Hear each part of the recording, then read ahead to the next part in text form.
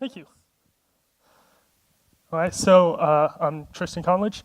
I'll present this work I've done with Jed Brown at the University of Colorado Boulder. Basically, what we've done is we've created a distributed memory parallel solver for Graph Laplacians. And specifically, those Graph Laplacians come from large social networks. So we're not going to consider general Graph Laplacians, just those from big social networks. And I'll start with kind of a motivating example, maybe an application, and then I'll talk about the design of our solver, and then talk about some performance results. Kind of what I think is a good motivating example for this work is spectral embedding. So you have a graph, which is a collection of vertices and edges, and you can see up here I have two different graphs, and each dot here is a vertex, and each line is an edge. And in a social network, each vertex might be a user, and each edge might be a friendship between them, or some way that they're connected. And we want to take this graph, and we want to embed it into a low-dimensional space, maybe 2D, 3D space. And the goal is that points in the space, how we embed the vertices into the space, is that each vertex that is close to another vertex should be close in some graph sense. And the point of this is to reveal structure. So these two graphs are actually the same, and this graph up here is just, I took random locations for each vertex and I placed them. And then this graph down here, I performed a spectral embedding, and you can see it's revealed the structure of the graph. We now have, or it shows a clear wheel graph. So it's useful in revealing the structure, and it can also be used in clustering. So there's a technique called spectral clustering where you do this embedding and then you apply a k-means clustering to the problem. And the way you do this embedding is you use the eigenvectors associated with small eigenvalues of this graph Laplacian that I'll talk about in a second, and you use those for the, say, x and y, or x, y, and z coordinates of each vertex. And you use the eigenvectors starting at the second smallest, third smallest, fourth smallest, etc., because the first smallest eigenvector is the constant vector, and that really doesn't give you any useful information when you're performing an embedding like this. Okay, so onto this graph Laplacian. So what is it? Well, we have a social network graph, and that graph isn't dense. There's not connections between every vertex. So we're going to end up with a sparse matrix, and this sparse matrix is constructed from the adjacency matrix of a graph, which is just a matrix where you put the edge weight at each location where there's an edge in the graph, and otherwise it's going to be a 0. And then you add to that this diagonal degree matrix that just measures the total in degree or out degree of every vertex. And we have an undirected graph. Friendships, we'll consider them not to be one-sided. So if you're friends with someone, they better be friends with you. And that means that our matrix is symmetric. And so we have actually an SPD matrix if we construct this Laplacian. And in the spectral embedding, we actually have to solve the system Lx equals b. It's the equivalent to applying L inverse multiple times to find the small eigenvectors. And the problem with this is, well, one, you can't construct L inverse directly, but two, applying it can be fairly costly, especially if you don't have a solver that's tailored specifically to it. And then kind of another issue is that these matrices are really large. The social network graphs that we have are large. Facebook has, I think, 2 billion users now and 100 billion friendships. So that's a graph with 2 billion vertices and 100 billion edges. And so you might have trouble fitting that on a single computer. You might have trouble solving it on a single computer. Like even if you can fit it on that single computer, you're basically limited to your memory bandwidth, and it's going to take forever to solve. So you really need to go to a distributed memory environment, like any of these supercomputers that most of us work with. So we have this graph Laplacian. We'd like a distributed memory solver. How could we create one? Well, their state-of-the-art research into how to solve these graph Laplacians on a single computer. But I just said that we can't really solve them efficiently on one computer. It's just going to take too long. But maybe we can adapt some ideas from these solvers. And all these solvers are multi-grid solvers. They basically construct an approximation or a series of approximations to the original problem. So in this case, we have a graph as our original problem, so we construct a series of approximations to that graph, smaller and smaller graphs that are some way similar to the original graph. And there's two ways that these current serial algorithms construct approximations, and that's through aggregation and low-degree elimination. So aggregation is typically used in a lot of different multi-grid algorithms, and that's where you take groups of, in our case, vertices, and you join them together into a single vertex in the approximation. So that's good at kind of lumping communities together, doing some sort of reasonable clustering. And then the other technique is low-degree elimination, which is kind of specific to social network graphs. In social network graphs, we have a lot of vertices that don't have many connections. These might be, in Facebook, users that just joined the network. They only have a couple of friends. And there's an efficient way to remove those from the graph and create a new approximation that has those removed, that is a little bit denser maybe, but has many, many fewer vertices. So kind of, if we use aggregation and low-degree elimination, we have two different issues, or three different issues actually facing us. One is that social networks have a difficult structure, or maybe an atypical structure that we're not used to seeing in multi-grid algorithms and in a parallel setting.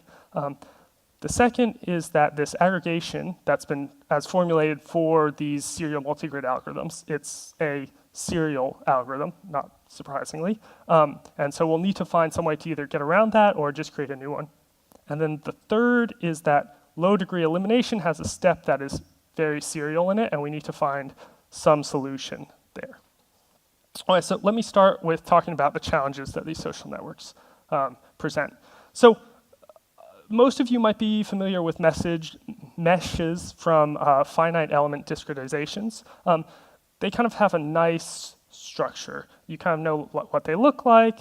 They have kind of these regular connections. Social networks don't have any of that nice structure. And so I'll call them kind of irregular. And they have two features that make them kind of irregular. One is that their connections are random. So in a mesh, let's say we have a grid in 2D, we know we're going to have four neighbors probably, and there's going to be one above us, if we're thinking in up, down, left, right, one above us, one below us, one to the left, and one to the right.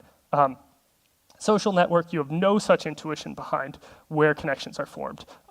If I'm a user in Facebook, I might have friends that I've made here at this conference. I might have friends I made while studying abroad in Asia. I might have friends back in the United States where I'm from. And all of these connections are seemingly random.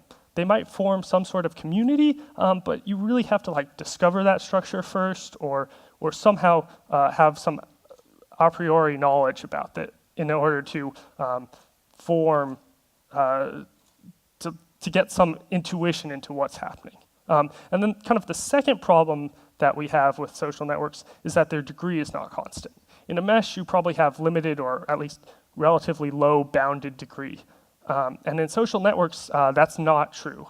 So we might have, once again in Facebook, we might have a user who's famous. He has a bunch of friends, really well connected. Or we might have a bunch of new users who aren't well connected. They only have a couple friends because they've just joined the network. And this imbalance in the number of connections, the size of the degree of each vertex in the network causes issues when you go into a parallel environment, and it also causes issues when you do things like aggregation. And there's been some research into these kinds of networks using linear algebra on these networks in a distributed memory parallel environment, and basically you have to use what's called a 2D distribution of the matrix. So here on the right, I have an example of the two different distributions. Up here we have the matrix distribution you'd see in PETSI, or a similar package. And down here is what you'd see in a 2D distribution. So here's the graph, and I've colored the edges according to which processor owns them. I've also colored the matrix according to which processor owns which entries. So here we have the first processor owns the first 2 rows of the matrix, then second processor, second 2 rows. And you can see here in the matrix, or sorry, in the graph, that it corresponds to one processor knowing all the outgoing edges from a vertex. So here, processor 1 knows all the outgoing edges from vertex 1 and from vertex 2. And this is useful when you're doing aggregation. You'd like to know the neighborhood of every vertex. But we can't really do that. We need something like down here where we split the matrix into blocks. And this is so, basically, to give an intuition of why 2D distribution is required is you really need load balancing. Those famous people I talked about earlier, they have a lot of connections, so they have a very dense row in the matrix. And then the people who don't have many connections have very sparse rows, and you need to make sure those rows are distributed properly. And the 2D distribution helps accomplish this. But it doesn't give us a consistent view of all the edges from a vertex. If we look at vertex 2, and we're looking at the outgoing edges, they actually exist on 2 different processors. So we have to take that into account when we're writing our solver. So keeping all this structure in mind, let's try to go to aggregation. There are previous techniques for aggregation in a distributed memory parallel environment, but they're all really for meshes. And then there are also algorithms for these irregular graphs, the serial algorithms, but that's the problem, they're serial. We really like a parallel algorithm. So we looked around and we came up with an algorithm, and it works kind of like this. It's called root node plus voting. So you choose some vertices in the graph to become roots, and anyone who's a neighbor, any vertex that's a neighbor of a root node becomes an aggregate with that root node. And then how do you choose the root nodes? Well, each vertex that has not aggregated instead votes for a neighbor to become a root node. And with this 2D distribution, we found it works pretty well. The voting is an operation you can do efficiently amongst these blocks, and same with the aggregation. So it works generally pretty well, maybe a little less well compared to the serial version, but still pretty good. And the second thing we need to implement in our distributed memory solver is this low degree elimination. So just kind of to recap, it removes poorly connected vertices from the graph. So users that have very few connections. And in our solver, we actually use users that have up to, or vertices that have up to 4 connections. And this can cause a little bit of fill-in. We basically apply Gaussian elimination to them, and it can cause a little bit of fill-in in our graph, but it's not too bad, and actually, in general, greatly reduces the complexity of the problem. And there's one requirement when we're trying to implement this in parallel, and that's that no 2 neighbors are eliminated at the same time. And it's pretty straightforward, what we came up with. You can filter out all the neighbors for a given vertex in parallel. That's pretty easy to do. You just say, is the degree less than 4 or not? So we filter out all of the neighbors, and then we'll eliminate a vertex if its hash is lower than that of all its filtered neighbors. And that's something you can do in this 2D block structure too. You just compare in each block, is my hash lower than each of the neighbors that exist in this block, and then amongst each block you can add up the results and say if any of these is false, then the total results can be false. So we have low degree elimination and aggregation. Let me talk a little bit about communication. So all of our solver is, or almost all of our solver is structured as these sparse matrix dense vector products, and they actually are sparse matrix dense vector products. I'm not really going to go into that now, but you can read the paper if you want. And elimination we can structure as a single matrix vector product to pick which neighbors, which of any 2 given neighbors we should eliminate. And then aggregation is actually a round-based algorithm. We do multiple rounds of voting and aggregation. And that's one matrix vector product to do the voting or aggregation. And then we also have to tally the votes up. And that's what we call a reduce by key, but really you can structure it as another matrix multiplication. And then the other kind of communication pattern we have in our algorithm is sparse matrix triple product. This is really typical in multi-grid algorithms, especially algebraic multi-grid algorithms. And it's basically required. And we actually see that this is kind of the slow part of our aggregation. So I've kind of given you an overview of our solver, kind of a little bit about our communication patterns. Let's look at results. The graphs I'm going to present might be a little hard to read, so I'm going to give an explanation of them first. On the x-axis here, we have solve time normalized in some way. And then on the y-axis here, we have efficiency. It's something that looks somewhat like the number of non-zeros in the problem divided by the processors times the time. And this is solve time once again. And on this, this plot, as we look at results, I'll plot increasing number of processors used on a given problem. And if we see a trend that is right to left, that means we're scaling perfectly. Our efficiency is not decreasing as we're solving the problem more efficiently. And on the other hand, we might see something that looks like it's straight up and down, which means we're getting no scaling. The efficiency is decreasing, our solve time is not getting better. And so that's basically what we'd hate to see, because you can't throw more processors at the problem and get better results. And really what we'll see is things that kind of look like a diagonal line, and how close it is to flat means how well we're doing. So I got a selection of graphs from the University of Florida sparse matrix collection. It's going to be 4 graphs, kind of some of the larger ones in there. They're all social network graphs, and I'll go through them starting with the smallest. So the smallest here is LiveJournal. It's got 69 million non-zeros in the Graph Laplacian, so about 35 million edges. And I've solved it using 4 to 100 processors. So we see the trend is okay here from 4 to 64, and then we're starting to drop off here around 100 processors. Basically, there's not enough work per processor. Our time is spent in communication. We're probably going to hit some flat line right about here, where no matter how many processors we throw at the problem, it's not going to get any faster. So the next graph, slightly larger, is Hollywood. This is actually actors in Hollywood. Is each vertex is an actor, and then connections between actors, edges between actors, are if they've starred in the same movie together.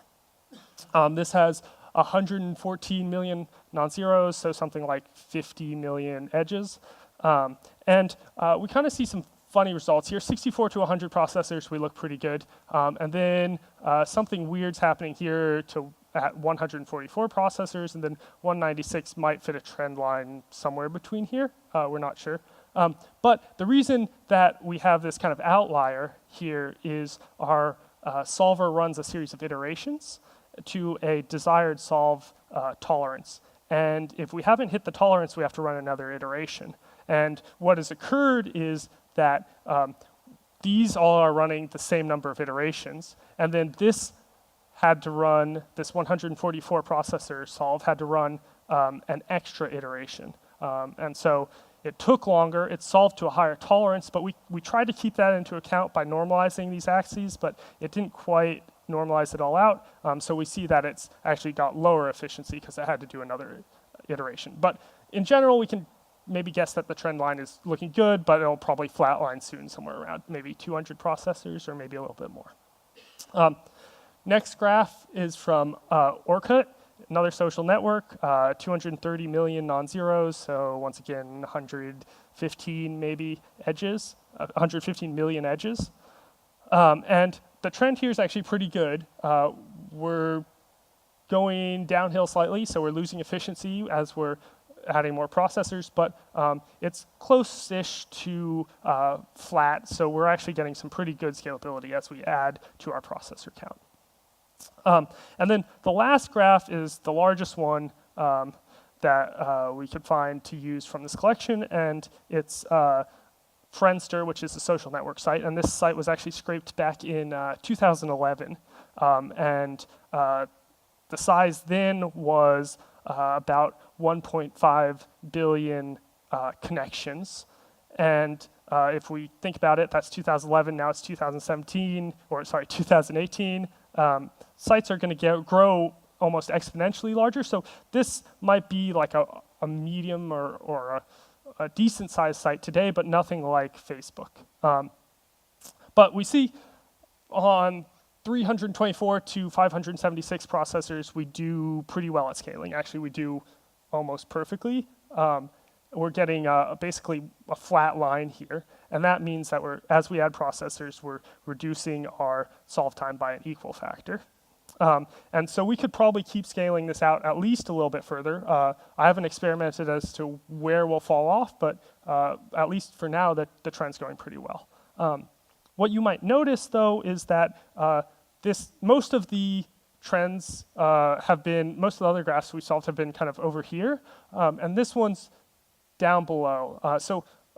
Why is that? Well, our efficiency is lower, and the reason our efficiency is lower is that different graphs have different structure. Even if they're a social network and they have this irregular degree, they might have some underlying structure that makes it harder to solve. And so Friendster is one of these graphs that has some sort of structure that's making it a little harder to solve compared to the others. And so we get lower efficiency and higher solve time. So that's why it's down here in this corner.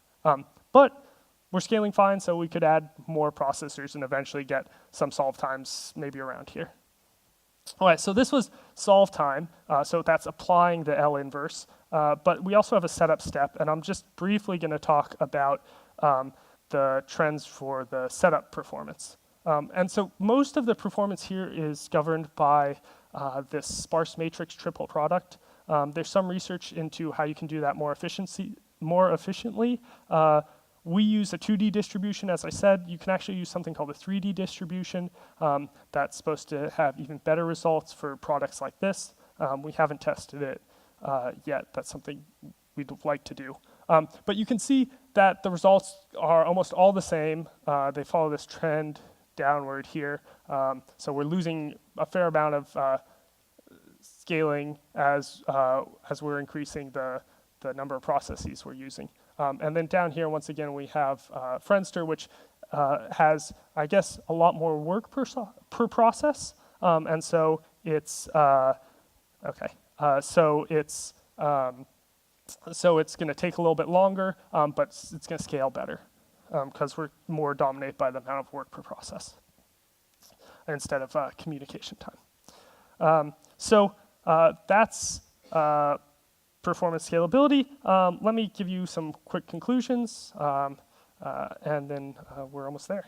So we have a fast parallel solver for Graph Laplacians. It's actually available on GitHub. Uses a 2D distribution that's called COMBLAS. It's by Aidan Bullock and John Gilbert from University of California, Santa Barbara. And you can actually interop it with PETSI if you'd like, and then SLEPC. We're working on even better interop, but you can actually use it now to solve these problems. This root node plus voting scheme for aggregation seems to be useful for social network graphs when you're in a 2D distribution in a distributed memory parallel environment. So maybe if you have a problem you need to solve there that needs some sort of clustering, this might work well. The smallest hash amongst neighbors works really well for choosing which neighbor to eliminate in this low degree elimination. That's one of the requirements for creating a multi-grid solver on social network graphs. And then almost all of our communication in our solver is matrix vector products that have good scalability, as we've seen from the performance results I showed you. So that's it. Thank you. And any questions?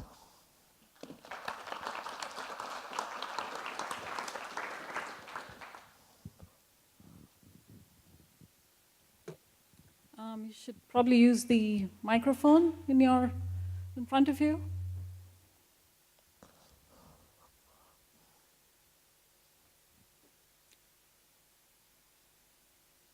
Any questions from the audience? Okay, so a quick question to you. So how do you plan to, go forward with this?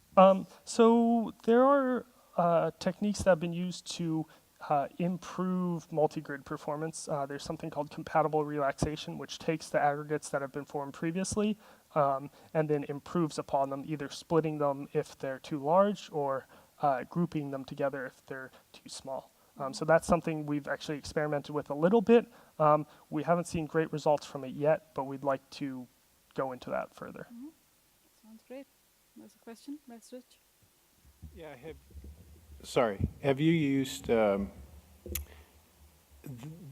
you familiar with any work related to using this on so-called meshless methods like radial basis functions as opposed to social networks? No, I have not. I have not looked into this. Okay. There's some similar applications of the Graph Laplacian that are more regular, like from computer vision image segmentation. But I haven't heard of any other areas where Graph Laplacians are being used that have this irregular structure. Yeah, I'm kind of interested in the idea of applying multi-grid to meshless methods where essentially these are PDE solving techniques where you just put a random set of points on the grid instead of a grid and solve the problems that way. And it would seem to have some connection with this unstructured kind of picture you have of social networks as well. Just thought perhaps you saw a connection there. I haven't, but maybe we can talk later about it. All right. Any further questions? Do you have one? Yes. Yes, so a similar question. What do you see as the potential for these methods in sort of approximately inverting or doing spectral analysis on more general classes of matrices that are similarly unstructured but perhaps not actually graph Laplacians? There is direction not into unstructured matrices, but actually into more structured graph Laplacians. So that's kind of a difficult thing where you might want to look at graph structure. In terms of other problems that are similar to this, there's variations on the graph Laplacian that slightly modify the diagonal or maybe some other properties of it. So we could maybe expand in that direction. There's also techniques for we said undirected graphs here, but directed graphs or signed graphs. Signed graphs you can actually turn into an undirected graph via an expansion. But for signed graphs, that might be an interesting place to look. I think they're used in some Markov model places. And so that might be some way we can expand the use areas of our solver. All right, let's thank our speaker one more time. Thank you, Tristan. Thank you.